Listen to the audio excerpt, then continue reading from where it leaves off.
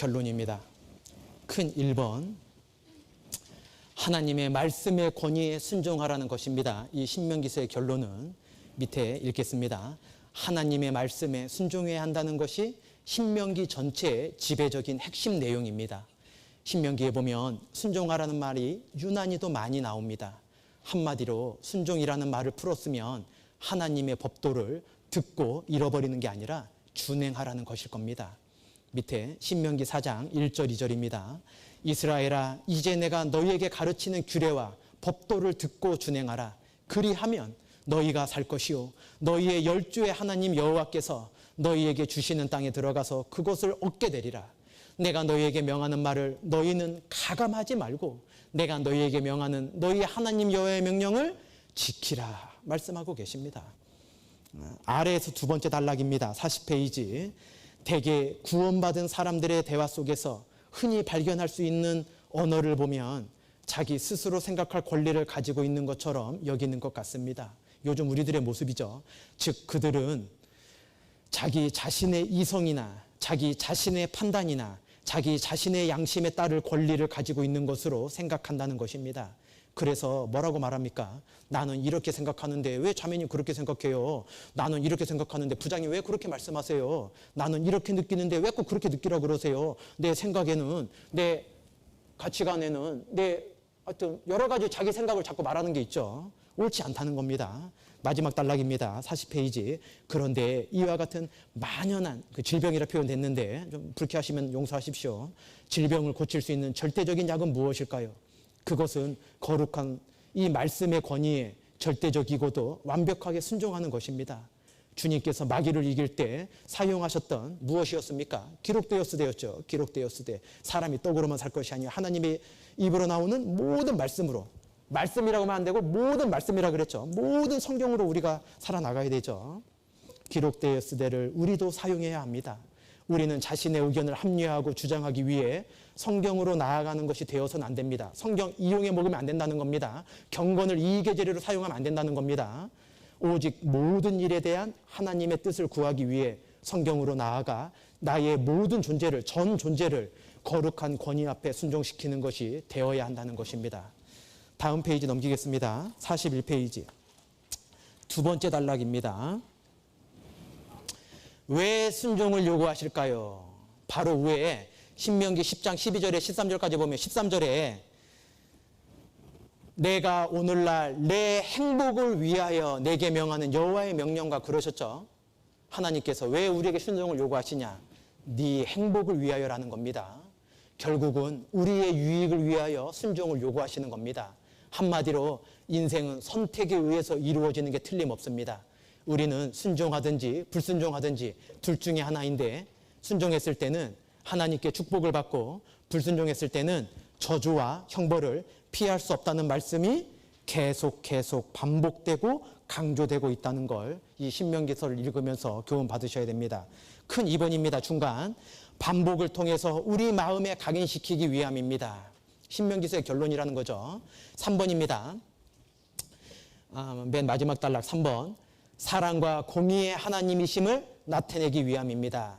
출애굽을 경험하고 가나안 땅에 들어갈 너희들이 해야 될 일이 뭔지 아느냐?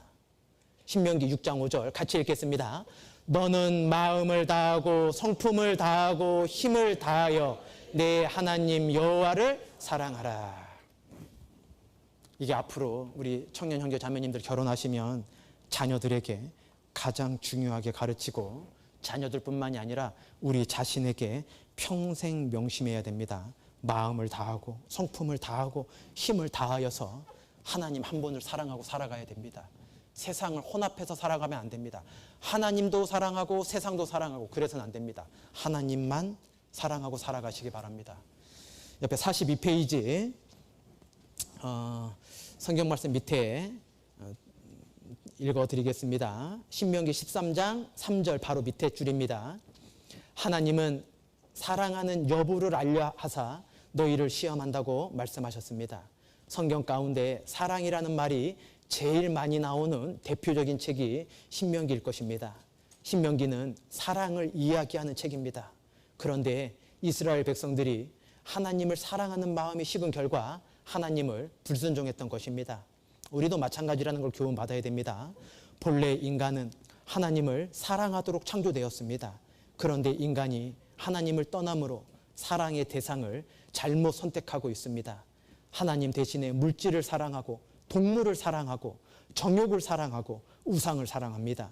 하나님을 떠난 인간은 아무리 사랑하려고 해도 진정한 만족을 얻을 수 없고 올바른 사랑을 할 수 없는 것입니다.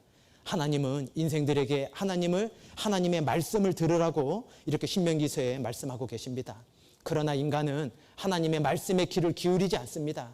옛날에는 자녀들이 부모의 말을 잘 들었습니다. 선생님의 말도 잘 들었습니다. 선배의 말도 잘 들었습니다. 그래서 사회적으로 큰 문제 없었죠. 그런데 요즘은 그렇지 않은 세상이 되었습니다. 왜 듣지 않습니까? 겸손하지 않기 때문입니다. 막 대들죠. 겸손한 마음을 가질 때 귀를 기울이게 됩니다. 병든 사람은 치료의 방법에 대해서 열심히 귀를 기울입니다. 사업을 하는 사람이 있다면 성공하는 비결을 열심히 듣게 될 겁니다. 영혼이 병들어 죽어가고 있는 사람이 하나님의 말씀을 듣지 않으면 어떻게 되겠습니까? 살 길이 없습니다. 마지막 단락입니다.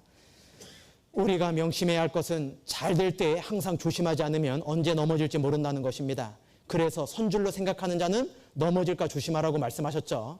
이 신명기를 통해서 우리는 하나님의 말씀에 절대적으로 순종하고 하나님을 사랑하는 길이 축복을 받는 길이라는 것을 다시금 반복적으로 우리 마음에 다짐하는, 그동안 창세기서부터 지난 민수기까지 그리고 오늘 이 가나안 땅에, 약속의 땅에 들어가기 전에 최종적인 준비를 시키고 있는 이 모세우경의 대단원인 마지막 신명기서를 제가 주어진 시간 동안 말씀을 드렸습니다. 모쪼록 이 자리에 계신 정말 사랑하는 우리 형제 자매님, 우리가 아직 기회 있을 때, 오늘 기회 있고 주님 다시 오신 그날까지 언제일지 모르지만 기회를 은혜로 부여받았습니다. 왜 은혜라 그랬습니까? 나의 선택의 결과에 따라서 나의 영혼이 좌우됩니다. 반드시 각자가 결정한 그 선택의 결과로 책임을 지셔야 됩니다. 이 모세가 이 사랑하는 이스라엘 백성들을 모아놓고 죽는 순간까지 당부하고 있는 건 오직 여호와만 순종하고 살아가면 모든 좋은 것을 얻어낼 수 있다는 것입니다. 이 자리에 계신 형제 자매님, 꼭 어떠한 일이 있다 할지라도 이해되는 상황을 만나건 이해되지 않는 상황을 만나건 어떠한 형편, 어떠한 육신의 조건, 어떠한 삶의 모양이 있다 할지라도 꼭 하나님을 의지하고 하나님의 기대어 그렇게 하나님의 군사답게 살아가시기를, 전쟁을 향해 나아가야 된다는 걸, 이 신명기서는 전쟁하러 들어가기 전의 책이라는 걸 잊지 마시고 나의 삶이 매일매일 주와 함께 전쟁해야 된다는 걸 잊지 마시고 담대하게 살아가시기를 간절히 바라겠습니다.